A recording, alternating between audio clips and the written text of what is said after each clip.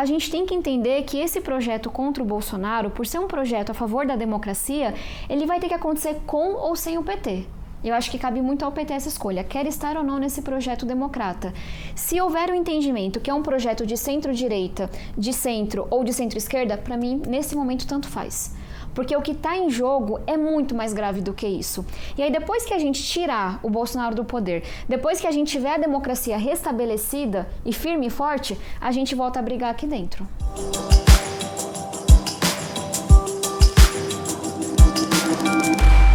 Olá pessoal, como eu sempre digo, a partir de agora, menos emoção e mais razão. Começando um GPS político muito pedido por vocês. E hoje eu vou conversar com Tabata Amaral. A Tabata Amaral é cientista política, astrofísica e ativista pela educação. Foi eleita deputada federal com a 6ª maior votação por São Paulo e foi filiada ao PDT até 2021. A Tabata é uma das fundadoras do movimento Acredito e em 2019 foi indicada pela BBC como uma das 100 mulheres mais influentes do mundo. Bem-vinda! Muito obrigada, Gabi. Olá, pessoal. Tava muito ansiosa para essa conversa, então simbora. Cara, primeira coisa, astrofísica. Muito menos complicado do que a política brasileira. Sério? A gente precisa ter essa Mas conversa. Mas lindo demais. Olha, eu realmente preciso ter essa conversa, porque aí a minha cara vai ser o próprio meme da Nazaré. Pois é, vamos começar. Nossa régua do GPS. Eu vou pedir para você se colocar nessa régua. E a questão é, você pode se colocar em algum lugar dela, me dizer, não acho que esses lugares servem. A única coisa que a gente quer saber aqui é por quê. O GPS foi pensado para que as pessoas comecem a atribuir significado para os rótulos que a gente ouve nas discussões políticas. Eu não sei se essa é a sua sensação, mas a minha sensação é que fica todo mundo xingando um de uma coisa e de outra, falando, você é isso, não, o outro é aquilo. E aí um monte de nome e a gente não parte do mesmo lugar. Então eu falo A e A para mim significa X, para você significa Y, então fica todo mundo falando e as pessoas estão falando coisas diferentes, nada sai dessa discussão. Então, pode se colocar em qualquer lugar, só dizer depois pra gente o que é que isso significa pra você. Tá bom, primeiro eu vou problematizar, depois eu respondo. Primeira coisa que pra mim é muito clara, eu sou progressista. E eu sou progressista porque, para mim, e o estar na política é sobre isso. É você colocar as pessoas na frente, é você priorizar o bem-estar, a dignidade das pessoas. Dito isso, eu vejo o desenvolvimento econômico, uma economia mais competitiva como um meio para a gente poder chegar em uma sociedade mais justa, com oportunidades iguais. Em outros países, isso é chamado de liberal progressismo. No Brasil, a gente chama de social-democracia, mesmo que o termo não seja exatamente o que ele significa aqui no país. Então, eu me colocaria entre esses dois, talvez, aqui.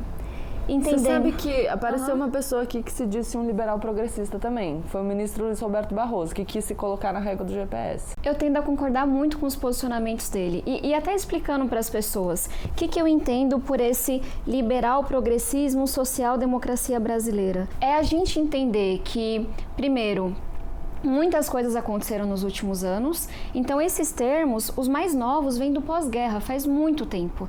E aí, obviamente, eles não dão conta de explicar o nosso mundo de hoje.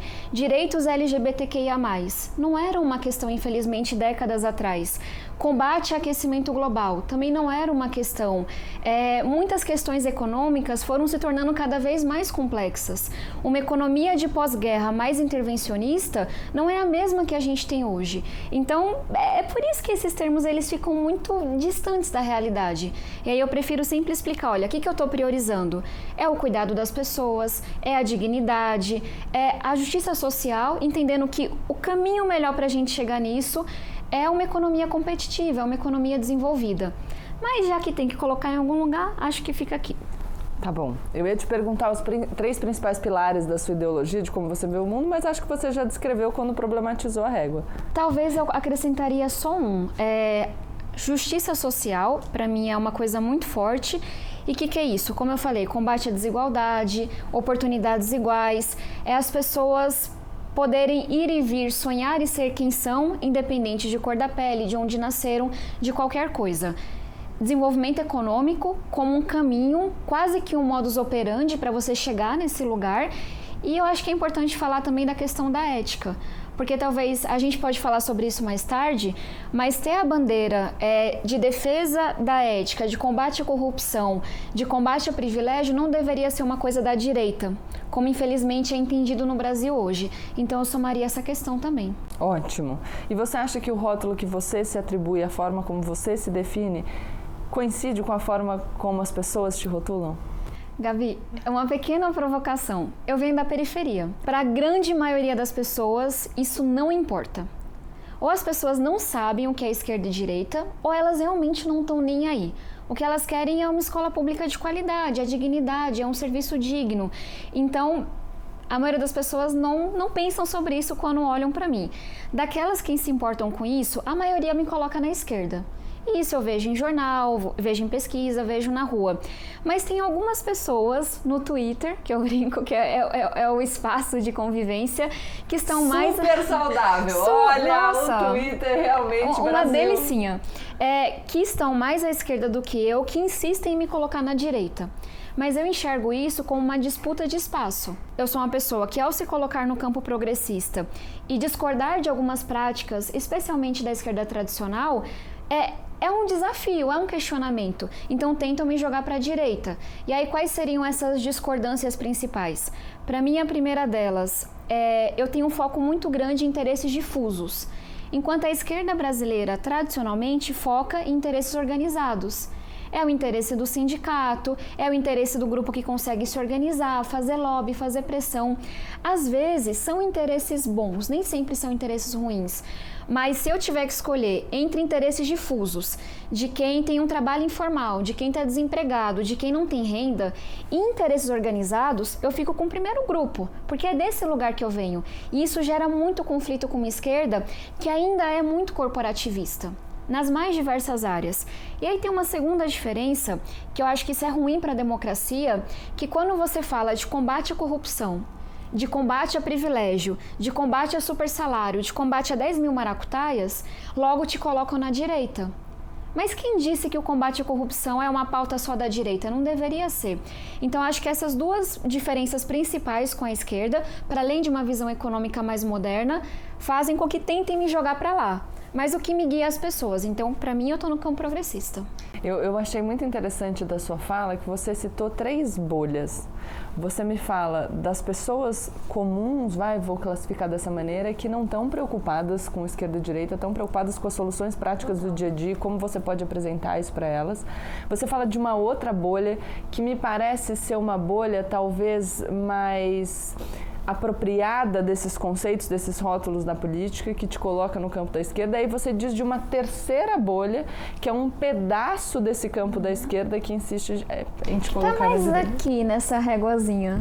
Mas o que é... Só um ponto. Para mim é importante entender que tentam me jogar para lá por uma questão de disputa. Porque você enxerga isso de outra maneira. E aí a gente volta nessa questão. O quanto que esses termos são distorcidos, tanto pela esquerda quanto pela direita. O que fizeram com o termo liberalismo no Brasil? Liberalismo, para mim, é sobre defender direitos LGBTQIA+. E no Brasil a gente tem um neoliberalismo extremamente conservador que se chama de liberal. Então não é só a esquerda que faz isso. As pessoas distorcem esses termos ao seu bel prazer, para acusar o outro, para se colocar como... Enfim, para se colocar de maneira vantajosa. Mas isso muda a vida de alguém? Na minha opinião, não muda. Perfeito. Então vamos começar a falar de questões práticas. Primeira questão, a desigualdade no Brasil, para você, ela é um problema, ela tem que ser enfrentada e se a sua resposta for sim, a gente precisa se preocupar com a igualdade de oportunidades, ou seja, igualdade no ponto de partida ou também igualdade no ponto de chegada. A desigualdade no Brasil é o nosso maior problema, especialmente depois da pandemia. Nós temos problemas gravíssimos de igualdade de oportunidade, já falo sobre isso, mas não dá para ignorar a desigualdade de resultado. E eu estou lendo agora um livro maravilhoso que é... Ai, me fugiu. A Tirania. A Tirania, eu tinha esquecido. Do Sandel, a gente tem uma entrevista com ele aqui no canal sobre este livro. Eu já vi um pedacinho, maravilhosa. Então, tô lendo A Tirania do Mérito e ele faz esse questionamento, mas voltando. Por que eu acho que a desigualdade de oportunidades é o nosso maior problema? Porque hoje, alunos negros e brancos, ao sair de uma escola pública, têm salários desiguais. Porque hoje, homens e mulheres com a mesma escolaridade têm salários diferentes, alcançam posições diferentes. Porque uma pessoa com deficiência, eu vi esse relato há poucos dias, ela pode ser a pessoa mais habilitada para aquele cargo e ela vai ouvir um não porque a empresa não consegue receber um cadeirante. Então, para mim é muito óbvio que nesse Brasil, a cor da sua pele, sua orientação sexual, seu gênero, seu CEP, eles vão podando os seus sonhos e vão dizendo até onde você pode chegar, quem você pode ser. E não é à toa que a gente olha para o Congresso Nacional, que talvez seja o lugar do poder símbolo no Brasil, e a gente veja quase só homens, brancos, mais velhos, ricos, quando o nosso Brasil é muito mais diverso do que isso. Aí a gente fala da importância de uma escola pública de qualidade. Mas qual que é o questionamento que eu acho importante fazer? A gente nunca vai conseguir garantir oportunidades iguais para todo mundo. Vou colocar só 2 provocações. Primeiro, diferentes talentos são valorizados de formas diferentes pela cultura. Você pode ter um talento que naquele momento é super valorizado e você, enquanto jogador de futebol, vai receber milhões de reais, se não mais do que isso, enquanto você pode ter uma pessoa que é muito habilidosa no seu trabalho enquanto sapateiro e vem uma revolução tecnológica, até antes disso, vem uma revolução industrial e tira o teu trabalho. Então, só pra gente não achar que, olha, luto para que a gente tenha a melhor escola pública do mundo, mas eu também luto para que a gente tenha uma renda básica. Porque com uma revolução tecnológica que diz que nos próximos anos a gente vai ter 10 profissões ao longo da vida, milhões de postos de trabalho vão ser extintos. Se a gente não tiver uma coisa para segurar as pessoas que, apesar do seu talento, apesar do seu esforço, vão ficar desamparadas, não é um país no qual eu quero morar, sabe? Eu queria aproveitar a sua resposta para dar uma indicação de um outro livro do Sandel, que é o Justiça. Para quem quiser, esse livro dele é anterior ao Tirania do Mérito. Se vocês quiserem entender um pouco mais sobre essa distribuição desigual de talentos e como isso não pode ser atribuído ao mérito de cada um, uma questão de contingência de sorte, leiam um capítulo sobre John Rawls. Maravilhoso. É bom, né? O que o dinheiro não pode comprar também é muito bom. Ele escreve muito bem, né? Quando ele falou que queria dar uma entrevista pro canal, porque ele que veio, a editora veio falar comigo, eu fiz... Cada pergunta que eu conseguia fazer em inglês, sabe? Você fala inglês mais tranquilo, estudou lá. Mais ou menos. Olha, a minha produção ali tá vendo. Gente, cada pergunta que eu conseguia fazer, eu fazia um... Yes! Pessoal, mas quem não viu, tá maravilhosa essa entrevista da Gabi com o Sandel. Tá muito boa mesmo. O meu inglês tá incrível, entendeu? Enalteçam nos comentários. Vamos continuar aqui. Se você tivesse que estabelecer o seu projeto para o Brasil em 3 grandes frentes, quais seriam elas? A gente já falou um pouquinho sobre isso. Um Brasil justo, desenvolvido e ético. Justiça, acho que a gente já explicou 10 mil vezes. Esse Brasil é muito desigual. Esse Brasil joga fora muitos talentos todos os dias. Esse é um Brasil em que, nesse momento, metade da população tem insegurança alimentar. Não sabe se vai fazer todas as refeições ao longo do dia. Isso é muito grave. Para mim, esse é o problema do nosso país. Falar um pouquinho sobre desenvolvimento econômico. A gente está ficando para trás no mundo. O mundo está vivendo uma grande revolução tecnológica, com uma grande robotização da economia. E a gente cada vez investe menos em educação, cada vez investe menos em pesquisa e realmente está ficando para trás, porque sabe essa economia do conhecimento que a gente tanto fala? Onde é que o Brasil se encaixa nisso? Com uma população que muitas vezes nem aprendeu a ler e escrever direito. Então essa é a minha preocupação, porque sem desenvolvimento econômico, sem um ambiente em que, do menor negócio você possa abrir a sua padaria e ter sucesso, a gente não consegue gerar renda para um Bolsa Família mais ampliado, para uma escola pública de qualidade, para um SUS fortalecido. E a questão da ética, que eu acho que para mim ainda é fundamental, isso não mudou. As pessoas olham para a política, não é só para a política, elas olham para essas elites de poder e elas falam, vocês estão aí com 10 mil privilégios, vocês estão aí roubando, sabe, das pessoas. Então, se a gente não colocar a pauta da ética como uma pauta de todo o espectro ideológico democrático, as pessoas vão continuar achando que a democracia não é um bom caminho. Achando que a democracia não funciona, porque tem gente que rouba, porque tem gente que tira vantagem. Então eu colocaria nessas 3 coisas. E continuando, para você, o Estado é sempre um melhor gestor que a iniciativa privada ou existem situações em que a iniciativa privada se mostra uma melhor gestora?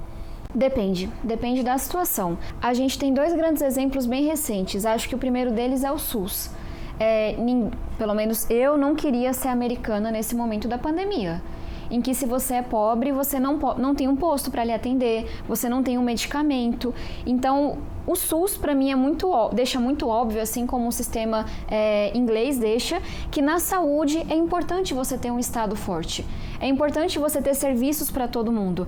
Agora e a pesquisa é a mesma área também. As pessoas falam muito, nos Estados Unidos tem muito investimento privado para pesquisa. Tem também. Mas é principalmente o governo federal que faz com que a NASA seja possível. Porque tem pesquisas de ponta, de fronteira, que não servem para o mercado naquele momento. Então aí você vê 2 investimentos sendo importantes. O do dia a dia, da inovação das empresas, mas também esse de longo prazo. Já o saneamento, para mim, fica do outro lado. A gente tinha até muito recentemente apenas a iniciativa pública atuando para entregar saneamento. Qual que é o resultado? Metade dos brasileiros não tem acesso a saneamento.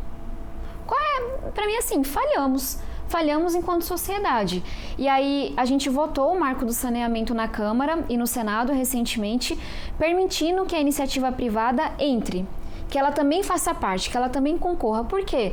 Porque a gente vai precisar de muito dinheiro para cobrir metade do país que está descoberto. Então, nessa área do saneamento, eu já acho que a iniciativa privada pode contribuir mais do que o serviço público. E sobre o auxílio do Estado à iniciativa privada por meio, por exemplo, de isenções fiscais ou de créditos subsidiados? Eu vou fazer uma provocação aos meus amigos que se dizem liberais, assim, mas à direita. Essa questão do Brasil ser um país corporativista não é só um problema da esquerda. O que mais tem é dito liberal na Câmara, no Congresso, que defende liberdade econômica desde que não atinja o seu setor, desde que não impacte o seu bolso. Então essa questão de pequenos grupos comandarem a política do Brasil, isso é muito real para mim. Isso se dá na direita também. É claro que um subsídio, um incentivo fiscal pode fazer sentido naquele momento, desde que seja de curto prazo. Sabe, desde que tenha um prazo para ele acabar. E desde que o interesse, eu entrando assim, seja da população, né? Pois é. Gente, o que a gente mais tem no Brasil são isenções fiscais que são resultado de lobby histórico. Sabe, a gente recentemente teve uma discussão para você poder facilitar, dar subsídio para empresas que poluem. Isso contribui para a sociedade? Não, não contribui. Então, qual é o meu questionamento? Não é que sempre é errado, é que no Brasil é errado. Você dá aquele subsídio, aquele incentivo fiscal ad eterno, nunca acaba e de uma forma que não traz bem para a sociedade, sabe? É diferente de uma pesquisa que todo mundo vai ganhar com o resultado dela. Então, eu sou muito crítica e é por isso que eu acho que a gente não tem um liberalismo de verdade no Brasil, entre outras coisas. E continuando a nossa conversa, você falou de justiça social quando falou do seu projeto, quando a gente perguntou sobre desigualdade. Eu quero saber como é que a gente conquista essa justiça social, até que ponto vai existir interferência na propriedade privada? Vamos lá. Para mim, é a convivência entre essas duas coisas. Uma economia competitiva, uma economia empreendedora. Então, é claro que nós precisamos de segurança para a pessoa que está comprando um imóvel, que está fazendo o seu pequeno negócio ou que está fazendo a sua grande empresa. Então, nesse sentido, a nossa legislação atual, ela dá conta. E é por isso que, entre outras coisas, eu digo que aqui no Brasil eu sou social-democrata, porque eu entendo que nós precisamos de uma economia empreendedora. Mas vamos falar de um caso concreto. Nós temos no centro de São Paulo vários imóveis completamente abandonados, desocupados, sem cumprir nenhum serviço para a população. Não servem de moradia, não são alugados, não acontece nada. E a gente tem uma legislação que diz, olha, quando isso acontece, você tem que cobrar o imposto IPTU cada vez mais alto, para forçar aquela pessoa ou a deixar aquele imóvel, ou a vendê-lo, ou ocupá-lo de alguma forma. Só que essa legislação ela não é cumprida. Então, só para dizer que esse debate, para mim, a nossa Constituição já resolveu. Tem que ter um uso social, alguém tem que estar se beneficiando daquilo. Nós temos milhares de pessoas em situação de rua, milhões de pessoas que não têm uma moradia digna, enquanto a gente tem imóveis abandonados. Mas aí eu não defendo nenhuma grande revolução, não. O que eu queria é que nossos governantes tivessem coragem de cumprir a lei nesse sentido. Perfeito. E ainda falando de justiça social, eu quero que a gente faça a balança com responsabilidade fiscal. Vamos ver se eu vou errar agora, porque eu repito esse termo. Porque de um lado tem um pessoal dizendo, não é possível a gente ter responsabilidade fiscal, não existe responsabilidade fiscal sem justiça social. Ao que o outro lado responde, não existe justiça social sem responsabilidade fiscal, sei que acertei. Quero saber como fica essa balança para você. Para mim, não existe justiça social sem responsabilidade fiscal. Por uma questão matemática, o cobertor é curto. Já aprendemos com a história que não dá para você simplesmente imprimir dinheiro. Então, responsabilidade fiscal, por mais que algumas pessoas confundam com fiscalismo, e o que eu quero dizer com isso? Quando eu defendo responsabilidade fiscal, eu defendo um Estado eficiente, que entregue bons serviços públicos para as pessoas, e não um Estado inchado, nem um Estado mínimo. O que é isso? É você gerir bem as suas contas para você ter recurso para colocar na educação, para você ter recurso para colocar no SUS, para você ter recurso para investir na segurança, para pagar a aposentadoria das pessoas. Então você vai ter que fazer reformas, você vai ter que fazer cortes, vai ter que enfrentar privilégios. Isso para mim é responsabilidade fiscal. É que para isso também a gente tem que ter coragem de fazer intervenções que garantam que aquele recurso ele vai ser bem utilizado. A gente teve uma discussão recente na Câmara do Fundeb, que é um fundo que cuida de metade do financiamento da educação básica. Tem uma emenda que eu apresentei, que foi para a nossa Constituição, que coloca um pedacinho do Fundeb para incentivar boas práticas. Aquela prefeitura que, por exemplo, não indicar mais seus diretores escolares com os vereadores, que tiver um processo seletivo, que tiver uma eleição, ela vai receber um incentivo financeiro. Aquela prefeitura que melhorar o resultado em relação a si mesmo, combater a desigualdade dentro da rede, ela vai receber um incentivo financeiro também, um incentivo fiscal. Então eu acho que é um pouco disso, assim, com o recurso que a gente tem hoje, como que a gente garante que ele vai ser bem alocado, sem desvio, sem corrupção, mas também de uma forma eficiente, e a gente investe onde precisa. E aí qual é o questionamento que eu sempre faço aos ministros do governo federal? O que eu mais ouço eu estou lutando há mais de um ano por conectividade para aluno de baixa renda. E aí eles me dizem, nós não temos 3,5 bilhões de reais para colocar em conectividade. E aí eu aponto que são quase 3 bilhões de reais para pagar super salário. Salários inconstitucionais, inclusive de ministros e do próprio presidente da República, que são 3 bilhões de reais em um orçamento secreto para financiar trator, que são 30 bilhões de reais das emendas dos relatores para financiar o Toma Lá da Cá. Faz sentido? É isso, dinheiro tem. O que falta é responsabilidade e seriedade com a população para colocar onde precisa. Então, basicamente, o que você está falando para você só existe justiça social com responsabilidade fiscal, mas você discorda da instrumentalização desse debate sobre responsabilidade fiscal para defender a alocação indevida do recurso público que já existe. Exatamente. Ou até mesmo um Estado mínimo, sabe? Muitas pessoas dizem assim, eu quero... Essa coisa de eu sempre fico falando assim, na periferia a realidade é outra. Eu defendo o Estado mínimo. Na periferia o Estado já é mínimo. Não tem moradia digna, muitas vezes o posto de saúde está desestruturado, a escola pública não é de qualidade e é o crime que diz como é que vai ser a segurança da comunidade. É isso que as pessoas querem? Não é isso que eu quero. O que eu quero é um Estado eficiente. Então, mas mais uma vez, é um termo sendo utilizado para cumprir interesses de A, B, C ou D. Então agora a gente vai para a última parte do GPS, na qual a gente vai falar um pouquinho sobre diálogo. A gente está vendo que nós estamos vivendo um momento particular na história do nosso país. A gente tem visto muitas lideranças políticas falando da necessidade de um movimento de união para 2022, para a gente garantir a nossa possibilidade de escolher, né? Para a gente garantir que a gente continue vivendo num regime democrático. E temos presenciado alguns ataques à nossa democracia. E dentro dessa discussão surgiu uma conversa sobre frente ampla. Mas a gente está vivendo um momento em que, ao mesmo tempo em que a gente fala sobre frente ampla, as pessoas têm cada vez mais dificuldade em dialogar.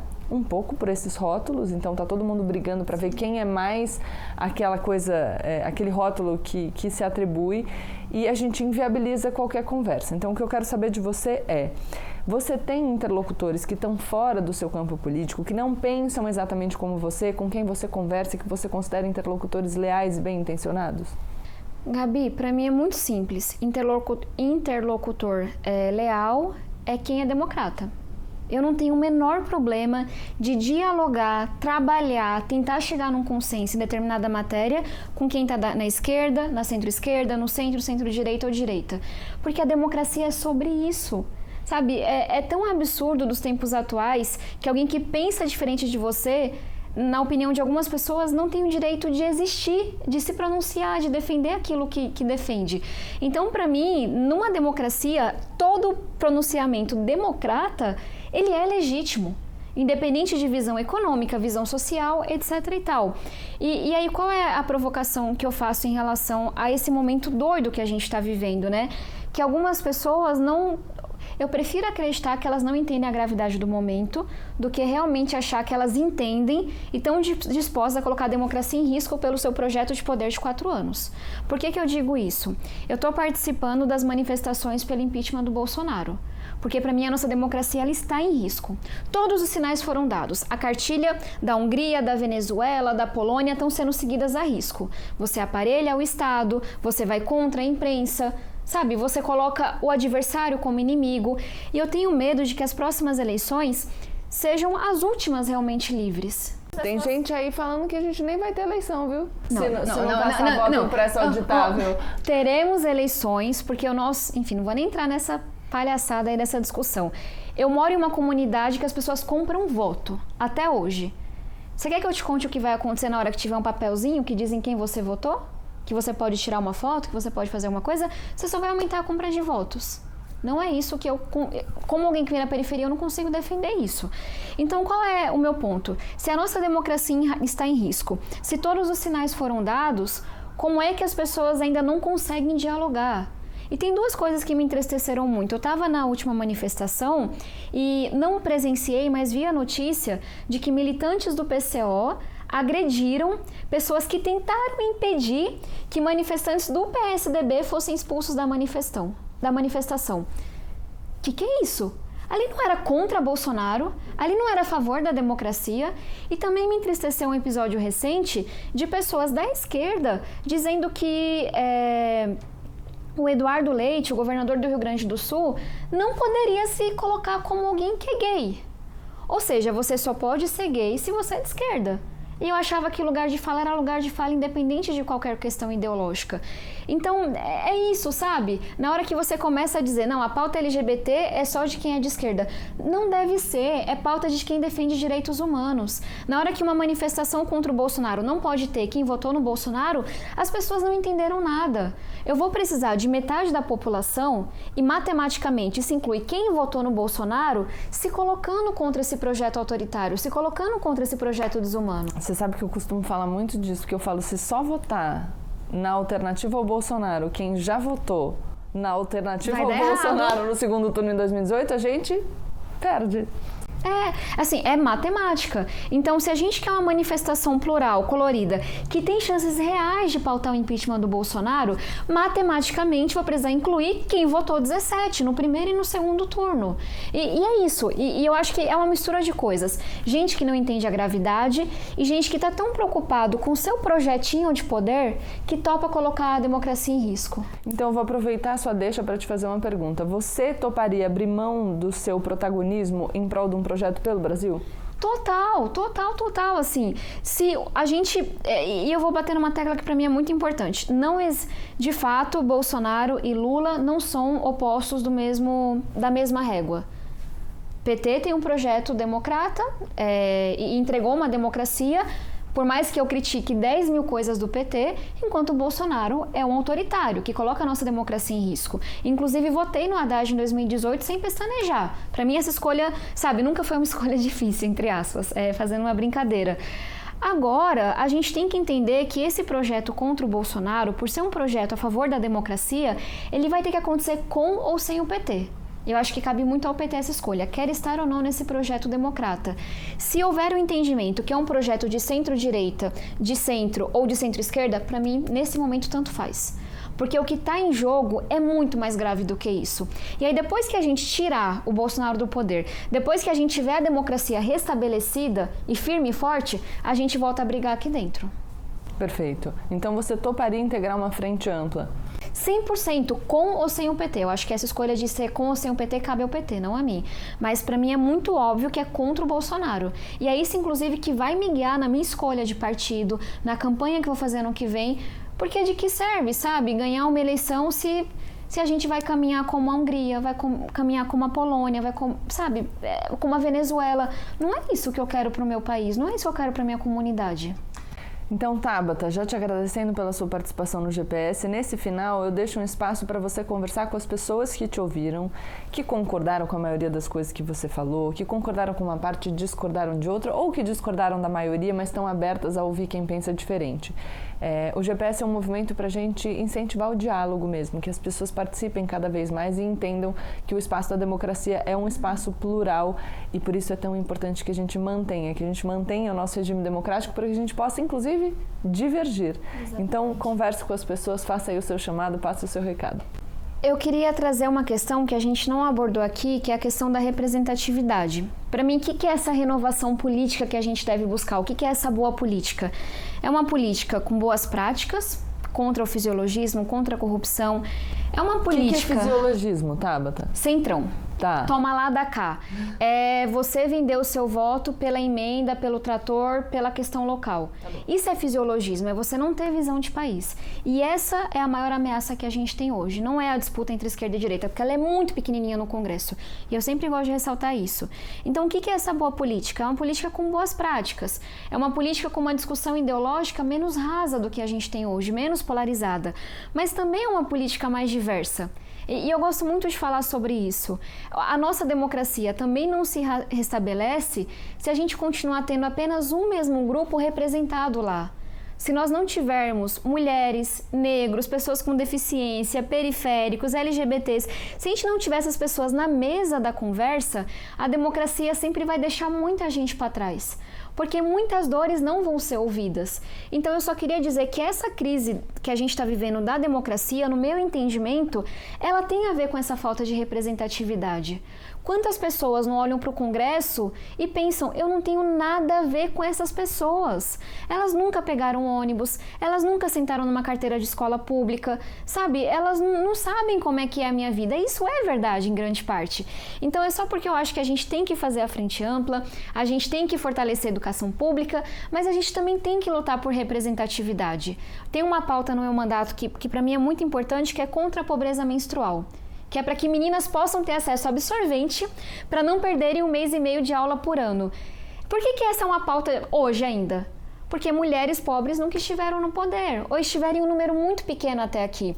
Então, só para a gente ressaltar isso, e aí conectando com a mensagem final, representatividade importa. Eu quero um Congresso cada vez mais diverso, inclusive ideologicamente. Que o debate ideológico tome conta do debate fisiológico. Porque esse debate aqui, ele não vira voto na Câmara ainda, sabe?